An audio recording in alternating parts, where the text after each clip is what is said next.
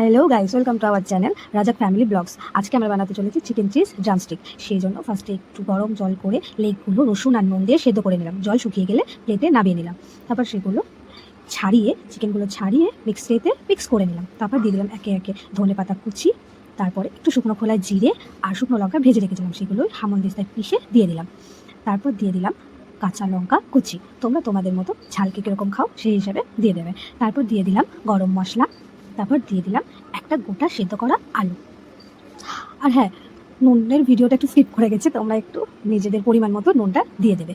সেগুলো একসাথে মেখে নিলাম, তারপর গোল করে রেখে দিয়েছি। তারপর একে একে সেগুলোর মধ্যে দিয়ে দিলাম একটু মজেরেলা চিজ। তারপর সেই যে চিকেনের হাড়টা ছিল সেটা মাঝখানে দিয়ে গোল করে নিয়েছি।